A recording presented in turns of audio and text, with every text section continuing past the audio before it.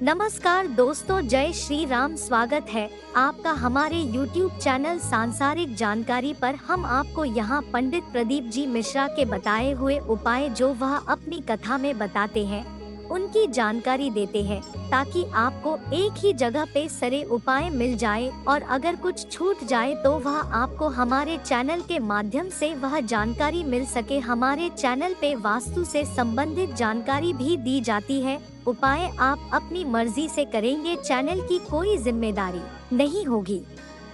धन की आवश्यकता सभी लोगों को रहती है। कई बार ऐसा होता है कि व्यक्ति के कई प्रयास के बाद धन से जुड़ी समस्याएं बनी रहती हैं। कई बार स्थिति ऐसी हो जाती है कि व्यक्ति को अपनी जमा पूंजी भी खर्च करनी पड़ जाती है। अगर आपके साथ भी ऐसा होता, आपके पास पैसा नहीं रुकता, धन जमा करने में मुश्किलें आती हैं, तो आज के दिन हम आपको कुछ ऐसे उपायों के बारे जानकारी देंगे जिनको आजमाने से आपके जीवन की सभी आर्थिक समस्याएं दूर हो सकती हैं।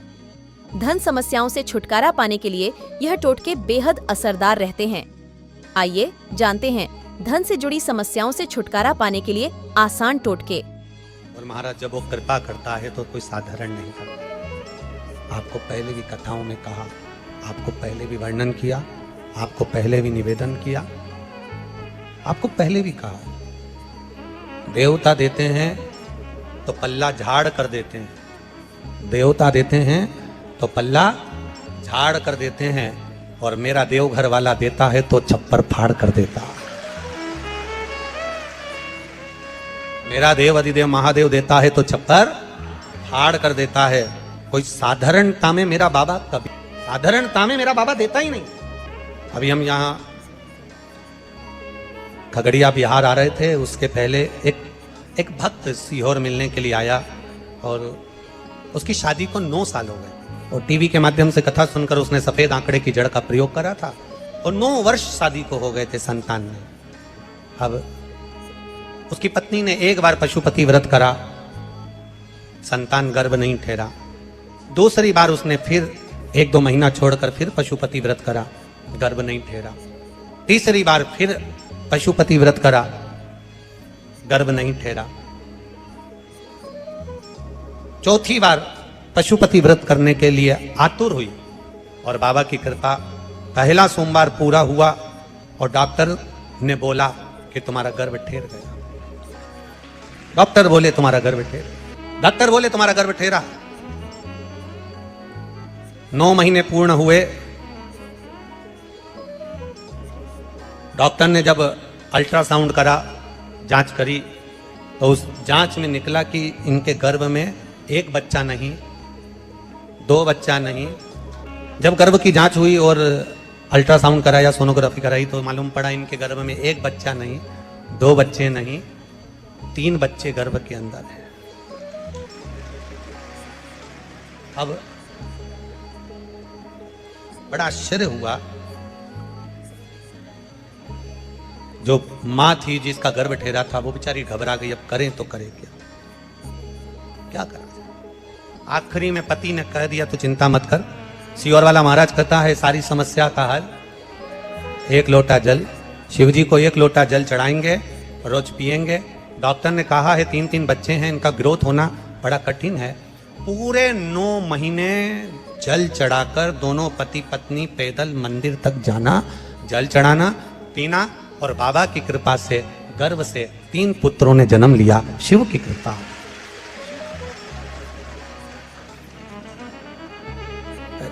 हमारे सुनील के पास वो फोटो भी होगा, जरा आस्था चैनल पर अगर बन सके तो मोबाइल में से वो फोटो जरूर चलाएं। 3 बच्चों को हम गोदी में लिए हुए हैं। उसको लेकर जब वो सीहोर आए कुबेरेश्वर धाम को प्रणाम करने, तो वो 3 बच्चे हमारी गोदी में दिया। हमने कहा ये शिव कृपा नहीं तो और क्या है। शिव कृपा, ये शिव की उदारता, ये शिव की कृपा। खाली ना जाता कोई दर से तुम्हारे, खाली ना जाता कोई दर से तुम्हारे, मैं भी खड़ा हूं नन्ही बाहें पसार, अपने हृदय से लगा लो, लगा गिरा जा रहा हूं, उठा लो। एक विश्वास के साथ इस खगड़िया गांव में कहना चाहूंगा, इस खगड़िया बिहार में कहना चाहूंगा, अपने दिल की बात इस मां कात्यायनी की भूमि पर कहना चाहूंगा, इस खगड़िया में कहना चाहूंगा कि जिसने इस कथा को दिल से सुना है, जिसने शिव महापुराण पर विश्वास किया है, मेरे भोलेनाथ ने उसका हाथ पकड़कर पार किया है, ये निश्चित है। आप अगर वो सुनील दिखाना बाबू कैमरे से, प्रयास करना कि उसको चैनल पर दिखाया जाए, तीनों बच्चों के फोटो एक विश्वास के साथ में, एक एनर्जी के साथ में, एक बल के साथ में, अग्रण्यता हो, आपका भरोसा पक्का रखिए। ये तीन बेटों ने पत्र लिखा कि हमारी नौकरी लगी, इन्होंने विश्वास पक्का रखा, अपना कर्म करा, अपनी मेहनत करो, मेहनत करने के लिए कभी पीछे मत हटना। गीता जी में भगवान कृष्ण कहते हैं मेहनत से पीछे मत हटो, कर्म करते रहो। शंकर भगवान नंदी को ज्ञान देते हैं तो कहते हैं मेहनत करो, कर्म करो, कर्म से पीछे मत हटो। भगवान शंकर ने भस्मासुर को जब ज्ञान दिया, सोने का कंकण दिया, तब कह दिया कर्म करना। भगवान शंकर ने लंकाधिपति रावण को जब सब कुछ प्रदान करा तो कह दिया अपना कर्म से पीछे मत हटना। भगवान शंकर कर्म कहने करने का वर्णन करते हैं, मेरा शिव कर्म को प्रधान मानता है, कर्म करो और कर्म के साथ में विश्वास पक्का रखो। जब हमारा विश्वास, जब हमारी दृढ़ता पक्की होगी तो ये निश्चित है हमें शिव तत्व प्राप्त होगा और हम जो चाहेंगे वो मेरा भोलेनाथ प्रदान कर देगा। ये शिव तत्व प्राप्ति तब हो जाती है। आप मित्रता 200 से, आपके क्लास में 200 लोग हैं, 200 लड़के हैं, 200 बच्चे हैं, उनसे मित्रता मत रखो। 2-1 से मित्रता पूरी होगी। 40 बच्चे हैं, 1-2 से मित्रता पूरी होगी। उसी तरह संसार में ना जाने कितनों से मिलना होगा, पर एक मिलन मेरे महादेव से ऐसा मित्रता कर रखना कि बाबा के ऊपर सब छोड़ देना कि अब तेरे ऊपर छोड़कर चल रही हूं। मैंने सुना शिव महापुराण में कि तू एक कंकर में शंकर समाहित होता है। मैंने सुना शिव महापुराण में एक लोहे के टुकड़े को भी तू सोना बना देता है। मैंने सुना शिव महापुराण में एक कांच के टुकड़े को तू हीरा बना देता है। मैंने सुना शिव महापुराण में कि 12 शिवरात्रि का जो वर्णन है करा, 12 शिवरात्रि का जो स्मरण करा, 5 बेलपत्र का जो वर्णन किया, वो बेलपत्र का मैं भी वर्णन, मैं भी उसको चढ़ाना प्रारंभ करूं। 12 शिवरात्रि पूरी होगी, मेरा देव अधिदेव महादेव सुनेगा जरूर और मेरी झोली भरेगा। अब इसमें एक नियम भारी है, वो नियम का स्मरण करना कि नियम कैसा चाहिए। आप कर्जे में हो गए, परेशान हो गए, टेंशन में आ गए, जिंदगी बेकार सी लग रही है, निवेदन है मेहनत करना। जो काम को कर रहे हो, जो दुकान लगा रहे हो, जो कार्य कर रहे हो, ठेला चला रहे हो, ऑटो चला रहे हो, चलाते रहो, पर उसके साथ में बाबा पर भरोसा रखो। इसमें एक नियम भारी है। कौन सा नियम? कि मान लो 12 शिवरात्रि में आप 1-2 शिवरात्रि शिव जी के मंदिर पहुंच गए, तीसरी शिवरात्रि पर भूल गए या किसी कारणवश कहीं दूर चले गए, ना जा पाए, तो घर के जितने सदस्य हैं सबसे निवेदन है कि 12 महीने की शिवरात्रि का नियम बना रहे हो तो घर के सभी लोग बेलपत्र चढ़ाने का नियम बनाओ। उसका कारण यह है, घर का एक व्यक्ति अगर बाहर चले भी गया, घर का दूसरा व्यक्ति शिवरात्रि को भूल भी गया, घर का तीसरा व्यक्ति किसी कारणवश काम में लग भी गया, तो घर का चौथा व्यक्ति तो शिवरात्रि याद रखेगा और हमारा नियम पूरा हो जाएगा। नियम पूरा हुआ तो हमारा कार्य, हम उस नियम को पूरा करें, हम उस कार्य को, हम उसके सहारे रहें, हम उसके भरोसे रहें। जब हमारा विश्वास दृढ़ होगा, 5 बेलपत्र के नियम को जब हम समझ जाएंगे, हमारी जिंदगी सार्थक हो जाएगी, हमारा जीवन धन्य हो जाएगा। भरोसा, दृढ़ता। नंदी भगवान शंकर का मित्र भी है, नंदी भगवान शंकर का गुरु भी है, नंदी भगवान शंकर का शिष्य भी है, नंदी भगवान शंकर का गण भी है, नंदी भगवान शंकर का वाहन भी है, नंदी भगवान शंकर का अवतार भी है, नंदी भगवान शंकर का पुत्र भी है। नंदी ये कोई साधारण नहीं। जिस नाम को नंदीश्वर शिव महापुराण को हम सुन रहे हैं, इसको समझना जरूरी है। शंकर भगवान ने नंदी को एक बार गुरु भी माना, एक बार नंदी को गुरु मान लिया भगवान ने। जब ब्रह्मा जी झूठ बोल, केतकी के फूल ने झूठ बोला तो भगवान ने कह दिया, केतकी मैं तुझे श्राप देता हूं, तू शिव पर कभी नहीं चढ़ेगा। गौ माता को श्राप दिया भगवान ने झूठ बोलने पर कि तू झूठ बोली है, इसलिए तेरा पूरा शरीर पूजा जाएगा पर तेरा मुख अपूज। ब्रह्मा जी की बारी आई और ब्रह्मा जी ने जो झूठ बोला, ब्रह्मा जी कहते हैं आकाशवाणी झूठी है। भगवान देवादिदेव महादेव ने अपने पैर के नख को तोड़ा, फेंका, काल भैरव प्रकट कर लिया। काल भैरव से कहा काट दे ब्रह्मा का सिर। ब्रह्मा जी के 5 मुख थे, 4 मुख से वेद शास्त्र पुराण का वर्णन करना और 1 मुख से ब्रह्मा जी को केवल निंदा या अपशब्द कहना। भगवान ने तुरंत उसके शीश को कटवा दिया। ब्रह्मा का शीश कटा, शीश कटा हुआ देवादिदेव महादेव के हाथ में आकर चिपक गया।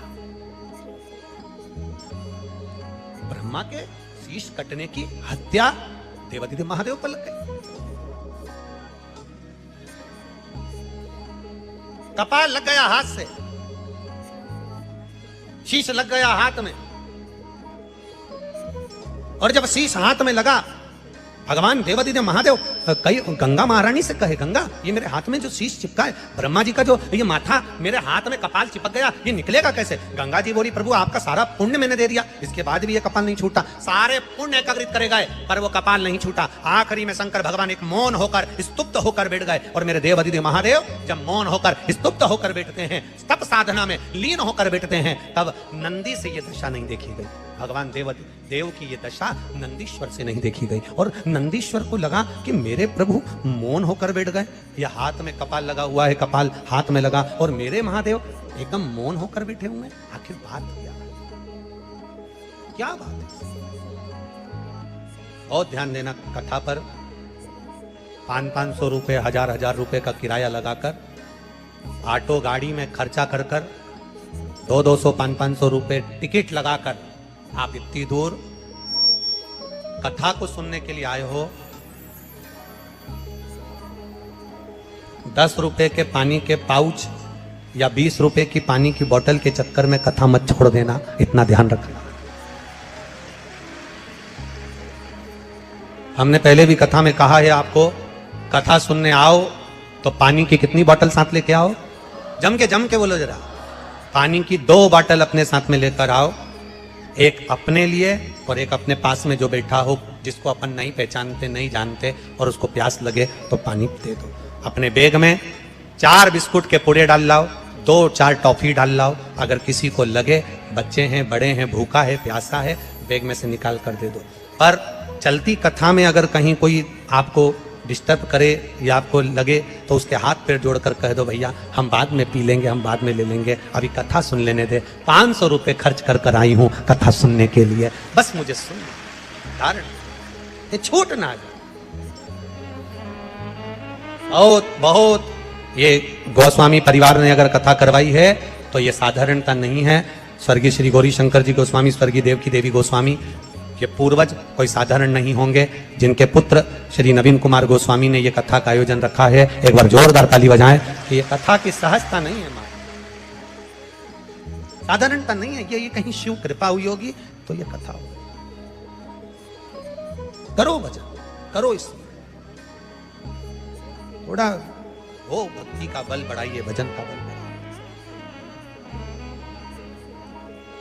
हाथ में कपाल चिपका है, ब्रह्मा जी का कटा हुआ शीश चिपका है, और हाथ में जब ब्रह्मा जी का कटा हुआ शीश चिपका हुआ है, भगवान शिव तप साधना करने के लिए बैठ गए। अब वो कपाल हाथ से निकल नहीं रहा।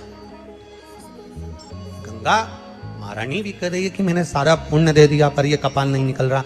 यमुना जी कह रही है मैंने पूरा पुण्य दे दिया, सरयू जी कह रही है, नर्मदा जी कह रही है सारा पुण्य दे दिया, पर ये कपाल हाथ से छूट नहीं रहा। नंदीश्वर से नहीं देखा गया, भगवान शिव के प्रिय गण नंदी से नहीं देखा। और जब नंदीश्वर से नहीं देखा गया तो नंदीश्वर उसी समय पर वहां से ओझल हो जाते हैं, चले जाते हैं।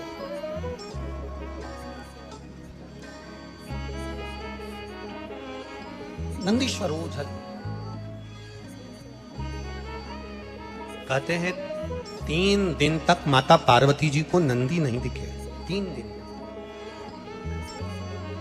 अब जब 3 दिन तक माता पार्वती जी को नंदी नजर नहीं आ रहे, 3 दिन तक माता पार्वती जी को नंदीश्वर नहीं दिखे, तो पार्वती जी के हृदय में भाव आया कि नंदीश्वर गए कहां आखिर।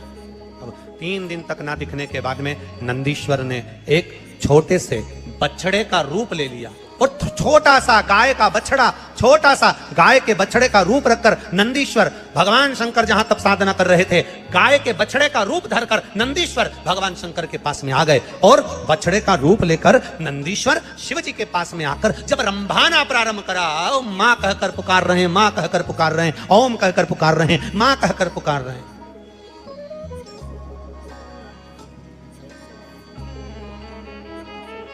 आप लोगों के यहां पर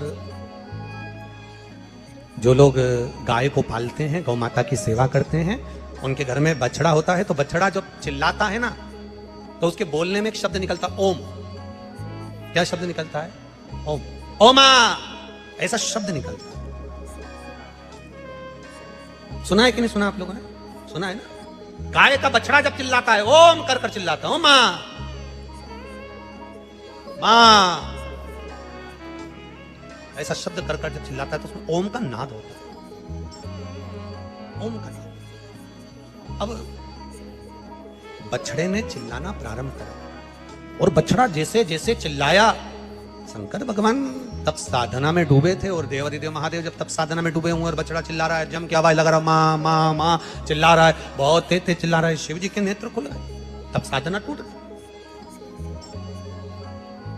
भगवान शंकर की जब तब साधना टूटी,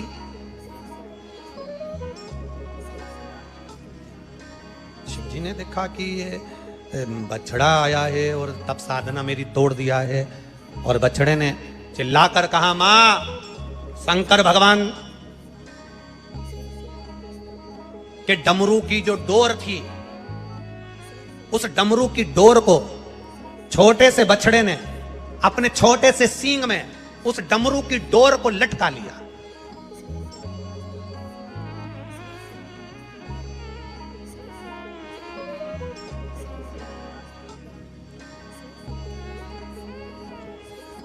डमरू की डोर को अपने छोटे से सींग में लटका लिया और डमरू को लेकर मेरे वो छोटा सा बछड़ा भागते भागते भागते भागते जा रहा, छोटा सा।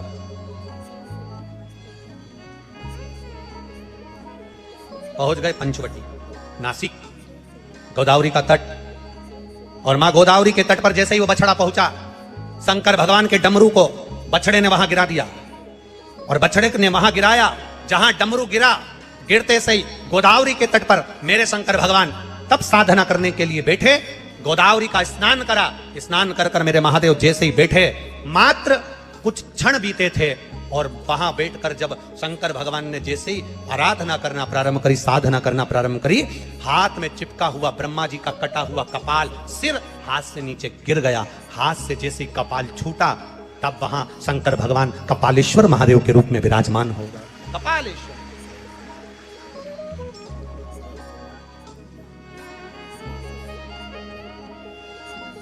दुनिया के केवल मात्र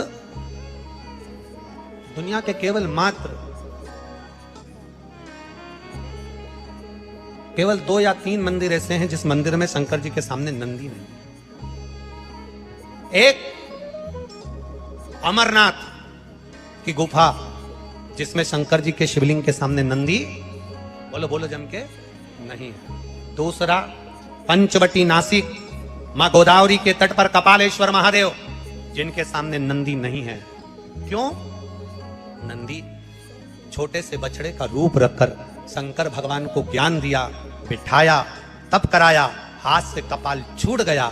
जब नंदी सामने आया, तब शंकर भगवान ने नंदी के हाथ जोड़ लिए, तूने मुझे गुरु बनकर ज्ञान दिया है, मेरे सामने अगर शीश नवाकर बैठेगा, मैंने तुझे गुरु माना है, शीश नवाकर बैठेगा तो मेरे गुरु का अपमान हो जाएगा, इसलिए इस मंदिर में तू मेरे सामने मत बैठ, चले जा।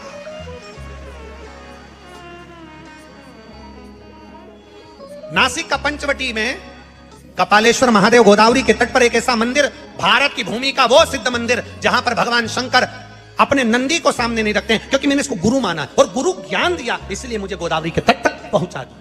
गुरु ने ज्ञान दिया तो यहाँ तक। तो दोस्तों, यहाँ पे हमारी वीडियो समाप्त हुई।